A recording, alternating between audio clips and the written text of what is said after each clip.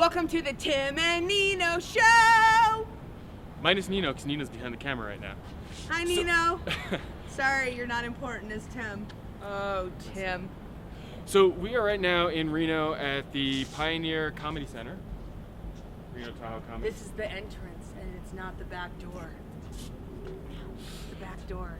Hi, I'm Jenny PezDeSpencer. Hello, sir. How's it going? I'm now being interviewed, and this is a complete stranger. Please go downstairs. It's an Go on amazing down show. those stairs, Yep, that's it. sir. Have a cocktail. Or eight. So, yeah. So we just got done watching the comedy show starring Jenny. I wasn't really the star. I was more She like was the the second. star. I was the comeback. No, I wasn't. I was the pitch hitter. Isn't that what it's called? The pitch hitter? The microwave? Yeah. I was the reheater. The reheater, I like that. They got you warmed up. I just came in afterwards like an old, meal. They put me in the microwave, heated me up, and then said, "Get out, you suck." So it's like a hot pocket? Yeah, it was a hot pocket. A hot pocket. It was. Yeah. It was. Except without the container sleeve because it was an old hot pocket that had been in the fridge for too long. Why, God? Why can't I be the first hot pocket ever? So Why? you normally do the evening show. I usually do the R-rated show because I like to talk about my vagina. I like to say the word cunt. I like to... She's pissed. She just walked down those stairs going, that fucking little whore. I like to talk about my doctor, Dr. Lester Ho. He's a real doctor.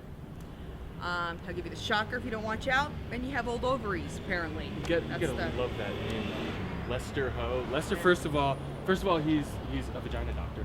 So thing ever. the name Lester, that just inspires pedophilia and inappropriate touching. Well, Chester the molester. Yes, Lester the molester. Lester, Chester. I mean, we all had that guy in high school that we'd follow around and go, Lester, molester, and then that guy grew up and is now a multi-billionaire, and I'm fucked in Reno. Awesome. Thanks, Lester. I think I might have been that guy. And you're still that guy. No, I guess not. Because that guy would have gone to succeed. Yeah, have some sort of success, wouldn't be doing something like this. Oh, that's so true.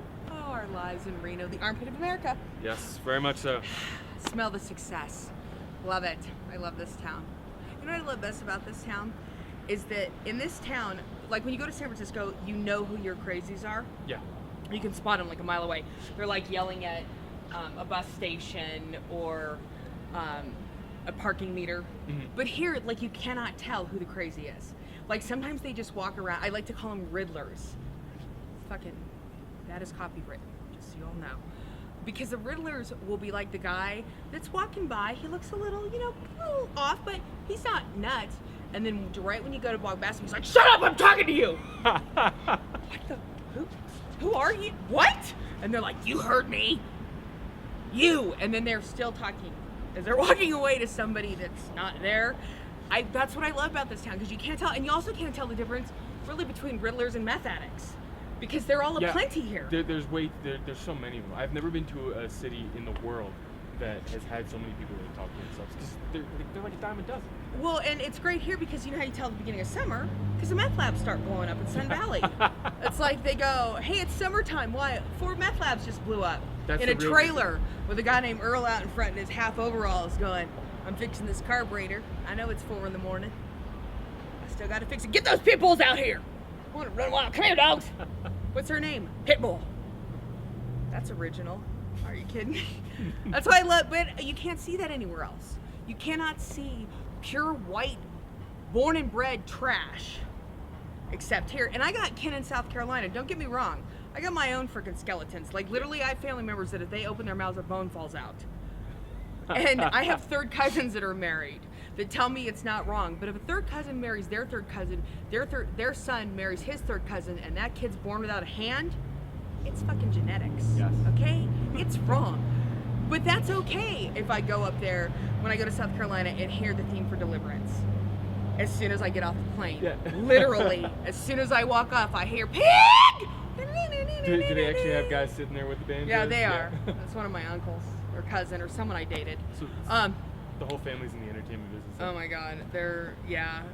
Actually my family in South Carolina is in the Christmas tree industry. You think it's funny, but when you can fucking get the tiniest Christmas tree from Charlie Brown for $150 in Florida, You be growing trees too, my friend. You be growing them too. Except it is a little off-putting when your cousin says, we're related, want to go on a date? I'm sure as soon as you get some teeth, that'd be nice. Yeah, I'm pretty certain that you need a full... Wow, I'm uncomfortable. Can we not? It's bad. It's bad. South Carolina's bad, but see there you understand. It's inbreeding. Here, it's meth, among other things. Or it's just Reno. I think it's a little bit of both. I mean, you know what I'm talking about though, Tim. When you come over the hill, when you've been in San Francisco, you're like, yeah, free. It's like the Jaws music. Dun, as soon as you hit that sign that says "Welcome to Nevada." Yeah, or it says Reno, 21 miles. You're like, I'm almost home. Yep. I need a fucking Vicodin and a Soma and a cocktail. I'm almost home. Woo! Well, and it's funny too. The comedian we saw tonight was talking about how there are no grocery stores around downtown. Really? And she's absolutely right. Yeah, you have There's to go liquor all the stores. Way. Everything's a liquor store. And pawn shops. Yes. You can't get food at a pawn shop? I don't think so. You might have to pawn yourself to get food at a pawn shop. But it's interesting though how we have. You can go down. We're cool. Yeah. No outside food, sir. Just kidding. It's not like the movies. Go ahead. I think you gave him a heart attack. That was the greatest thing ever.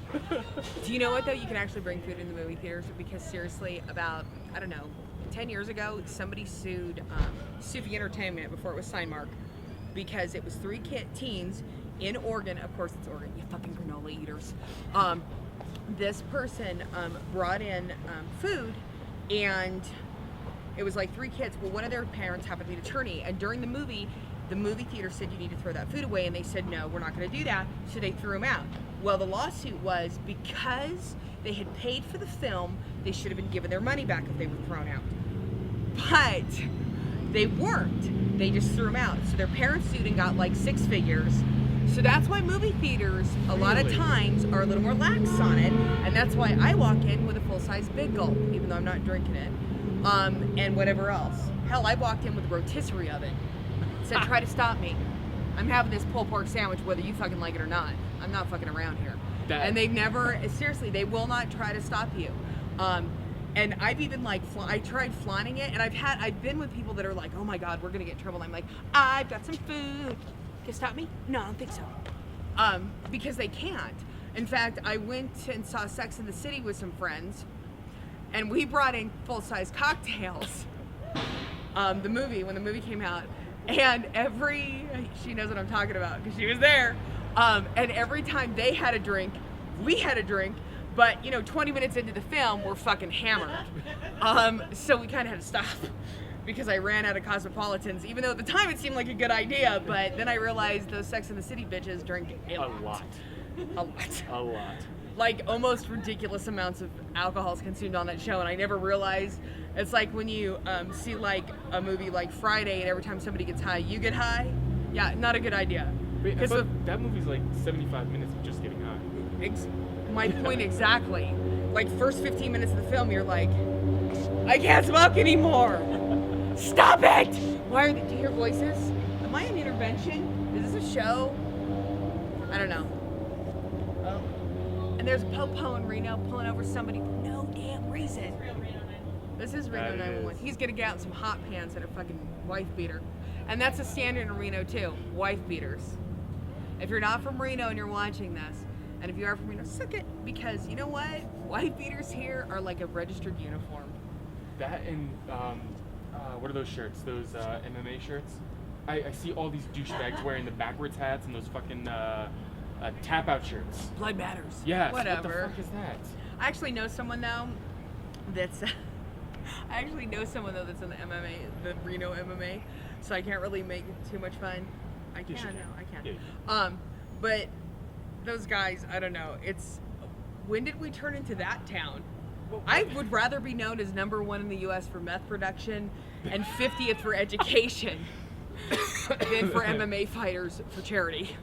I mean, that's a little weird. It's kind of like, why don't they have strippers for charity? I want to see the men's club have a charitable event and have these strippers. $5 lap dances for charity. I would be there. I would be there. I would definitely be there. I know my friend Stephanie, she'd be there. Nino, behind the camera, you would be there. Going, I'd like to get 12. Here you go. Here's my cash. Here, keep that hundo open. I might need 20 later. I love the little nose quirk that he does when he's like, yeah, no, I don't think so. He would. He would. Who wouldn't? I would. Do you know why, though? I kid you not, though. I was at the men's club a few years back. The men's club has the best fucking lobster fettuccine I've ever had in my life. But it was a little hard. No pun intended. It was a little hard, though, when you're eating and there's a girl next to you going, It's just, I don't get serving food at strip clubs. Or when I get serving food, but not seafood at strip club. Okay, what about the sushi bar, though? You've got a crotch in your face. What about the sushi bar at Fantasy Girls, though? Sushi? Are you kidding me? There's fish tacos on stage. Why would I need to buy sushi? I don't even understand. I'd like a roll and a girl. I'm a face. Okay. Disgusting, but all right. Would you like that real fishy? I'd like it raw. I'm a face. I'm gonna vomit. I think I can never go to that club ever again.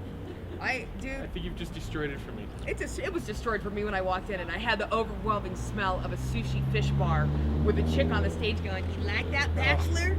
Oh, my vagina's in your mouth." Woo! It's disgusting. It's disgusting. Come on, you know. Anyone who's watching this, you know. Little gross. Little gross on the upper lip. Little. You know what I hate too is that a lot of strippers, they're butter faces. Yeah.